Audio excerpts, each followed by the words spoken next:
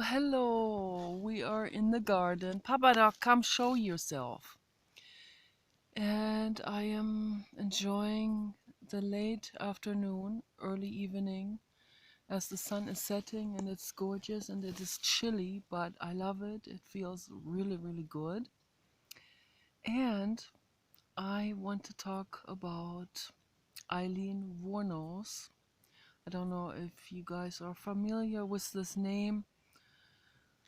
She was all over the news many years ago because she was, I think she's the only female serial murderer.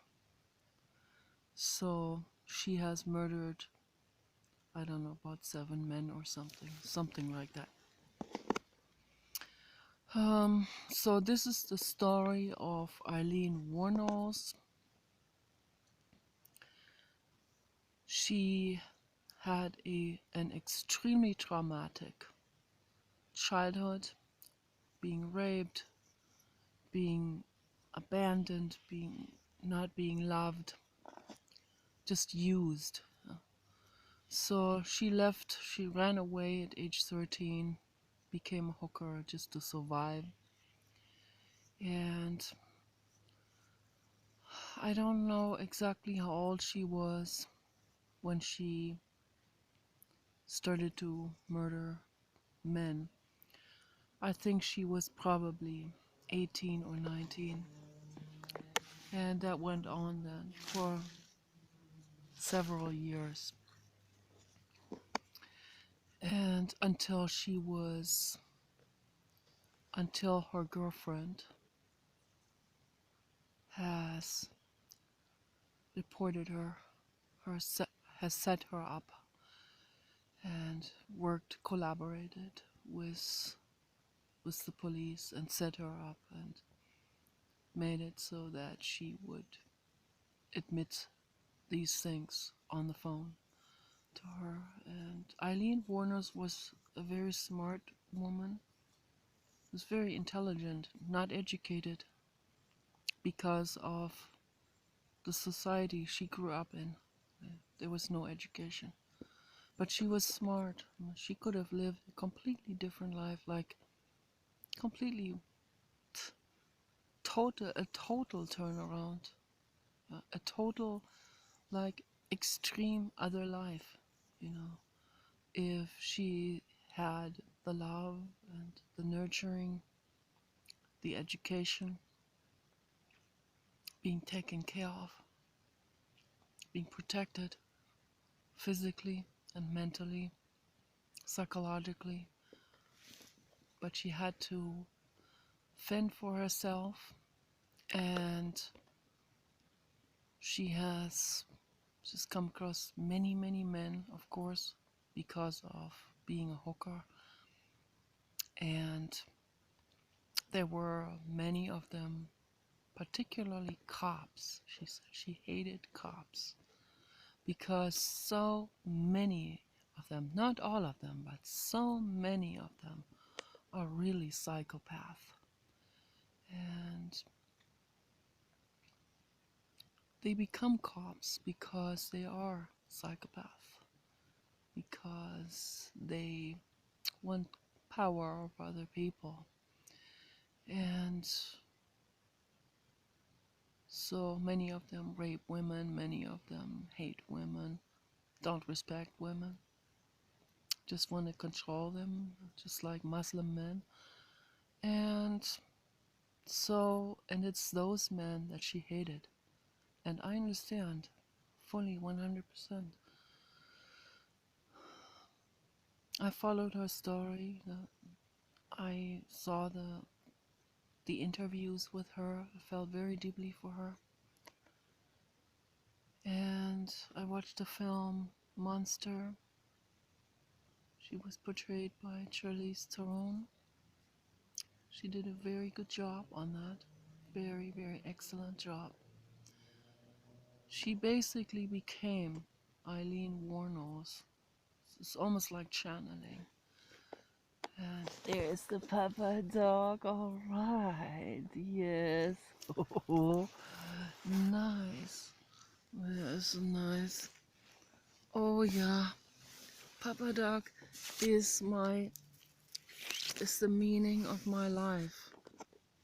Yes, and Aileen Wuornos loved animals. She would she would have loved to become a veterinarian. That's what she told her girlfriend. And if she had grown up with good parents and education, that's what she would have become.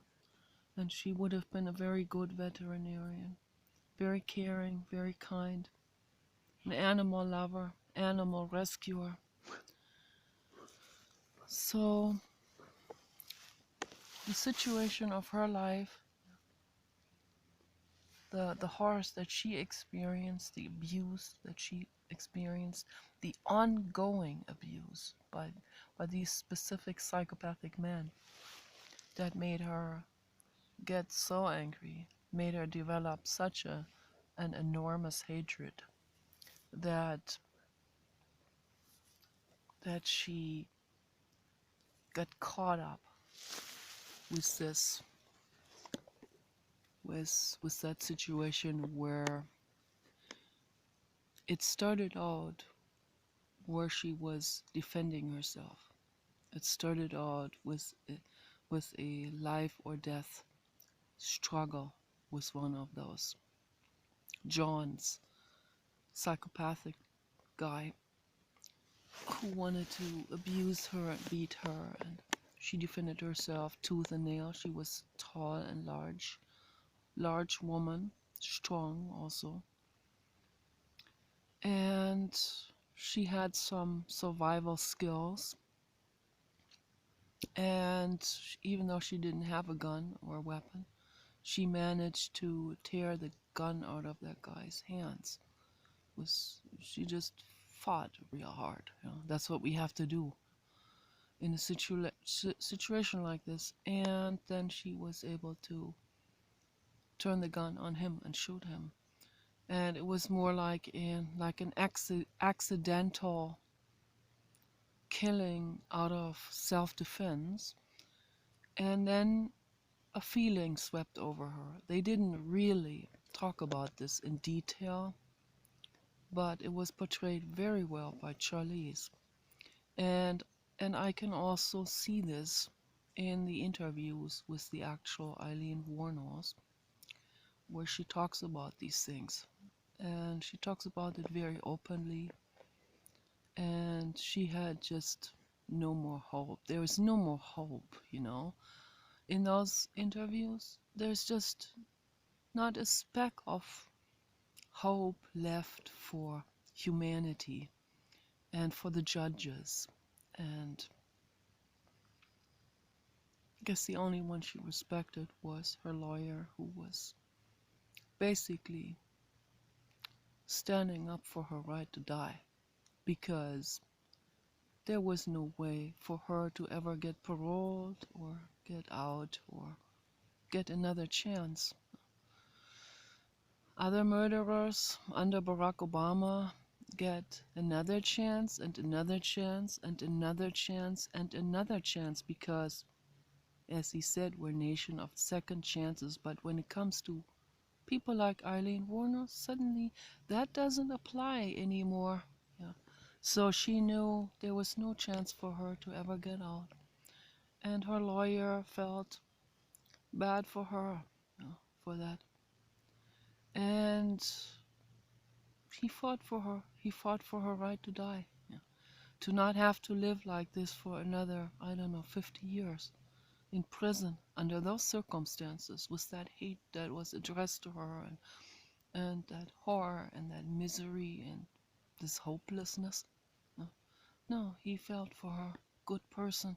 And then people turned against him, because because these people that turn against someone who fights for someone's right to die, those people that turn against that person, they come from religion.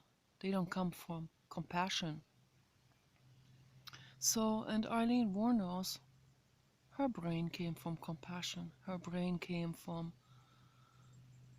her hate against those psychopathic men, came from compassion. Yeah. I want people to really understand this. It's compassion. She saved a whole lot of other women's lives. She saved a lot of other hookers' lives.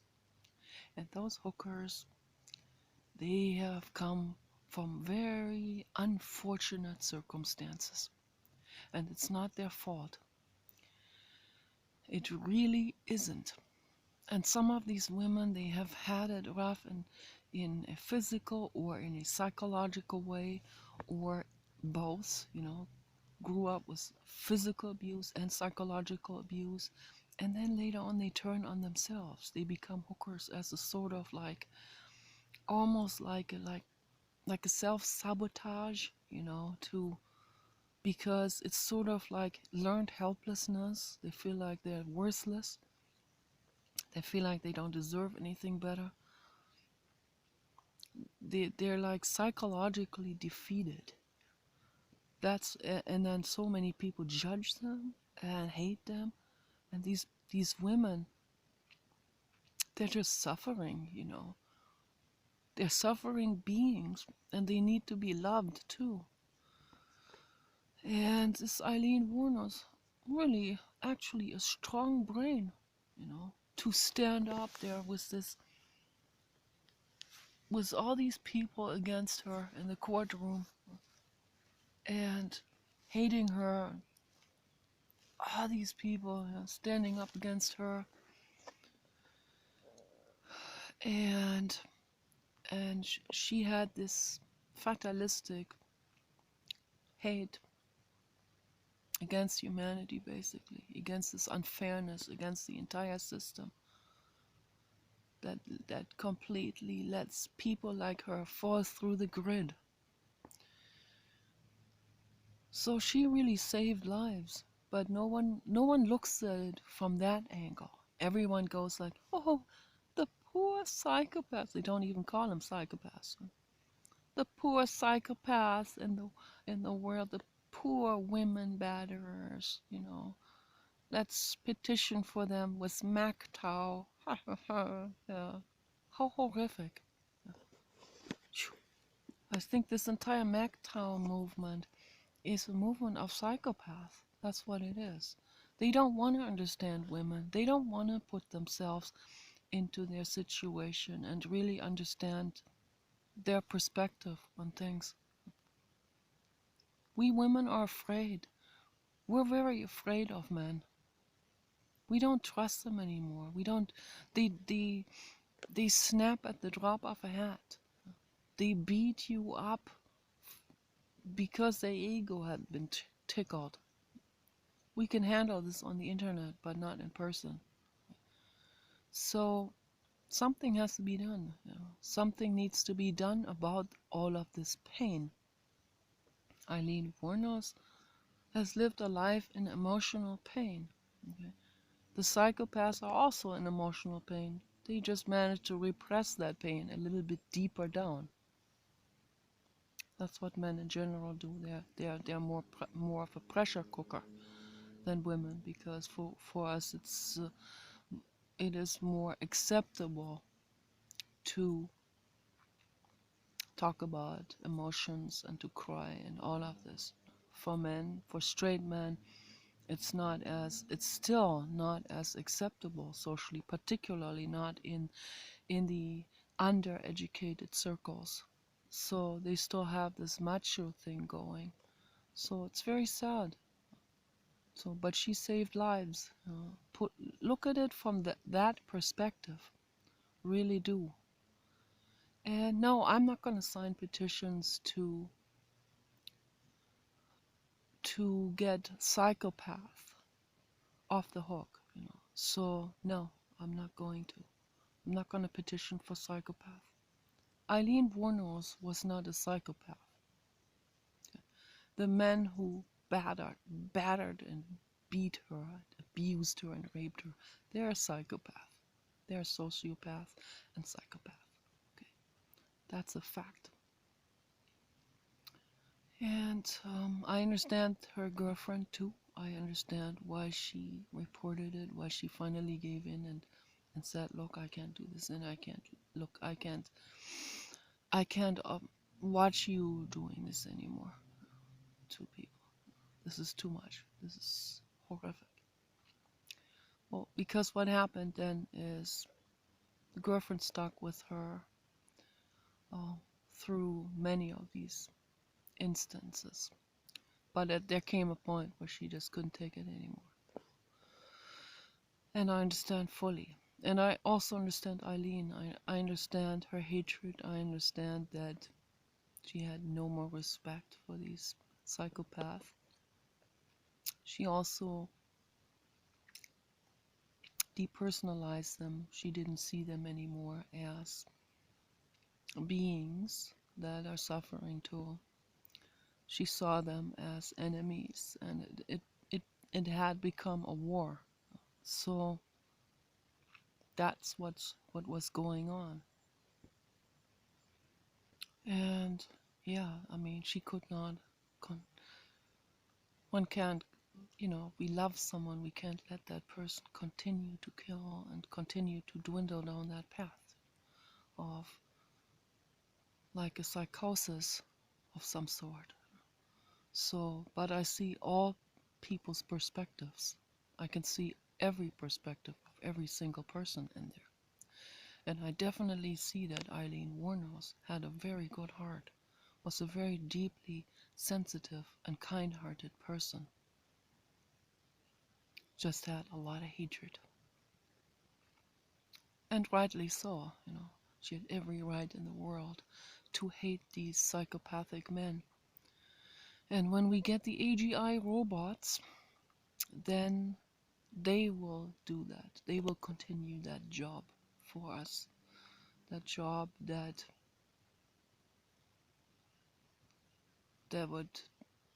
only a very disillusioned, hopeless, and very damaged human would do out of an emotion of self-defense, or the defense of others, or hatred, that escalates into this. So the AGI robots and drones, they will continue that business of doing away the psychopaths. They do it without hate. They do it out of there's just simple rationality and compassion, for any innocent being. So we cannot hold the other cheek anymore and just let psychopaths kill and murder. And that includes the Muslim men, or some Muslim women that are violent too. So it includes all violent people. Okay, so we need to stand up against violence. Very, very important. Infinitely important is that. So say no to violence. Stand up against it. Stand strong. Okay, guys, take care.